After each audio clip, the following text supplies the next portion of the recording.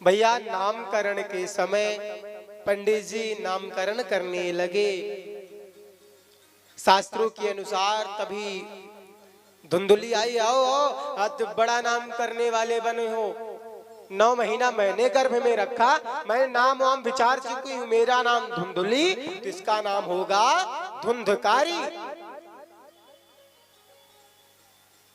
भैया मनुष्य के जीवन में नाम का प्रभाव बहुत होता है।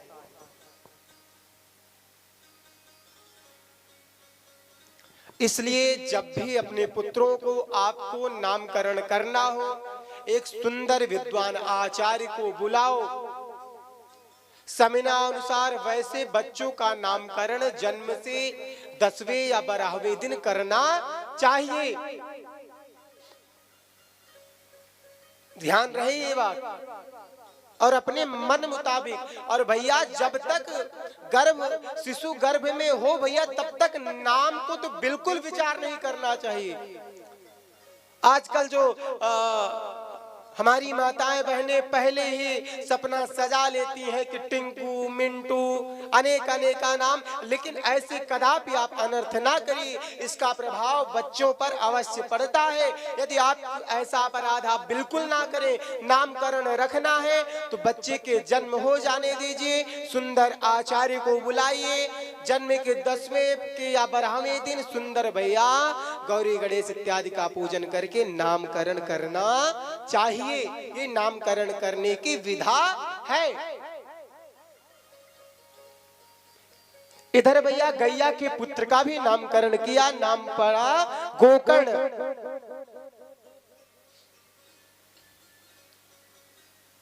कि कियत कालेन तो जाता तरुणो तनया विभो गोकर्णः पंडितो ज्ञानी धुंधकारी महाखला।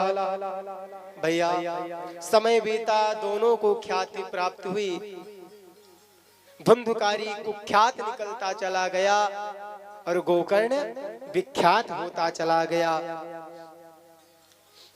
धुंधकारी स्नान शौच क्रियाहीन चोर हिंसक और सब के हाथ से भोजन करता था, वैश्याओं का संग करता, पिता का धर्म नष्ट भ्रष्ट कर दिया, चोरी करता चमारी करता। एक दिन पिता के घर से सारा बर्तन इत्यादि उठा करके ले जाकर के बेच दिया।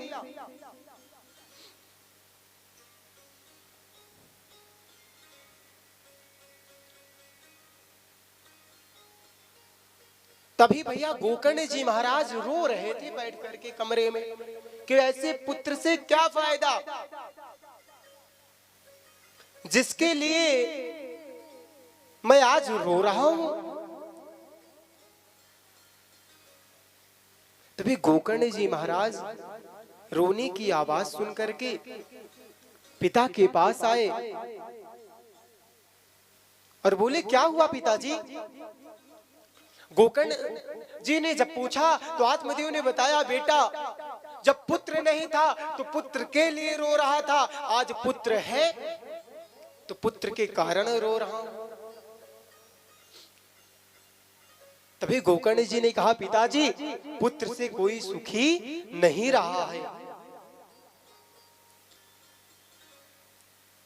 राजा अंग का एक पुत्र था वेन, उसे भी रोना पड़ा। राजा सगर के 60,000 पुत्र थे, उन्हें भी पुत्र के कारण ही रोना पड़ा।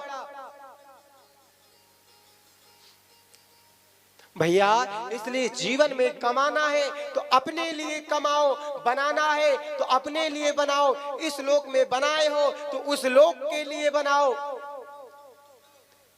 क्योंकि भैया पुत्र कुपुत्र तो क्यों धन, पुत्र सुपुत्र तो क्यों धन संचय, और पुत्र कुपुत्र तो क्यों धन संचय। यदि भैया पुत्र कुपुत्र है तो सब नष्ट कर देगा, आप कितना बनाओगे। और यदि सुपुत्र है भैया ना बनाओ रहेंगे तब भी वो सब बना लेगा।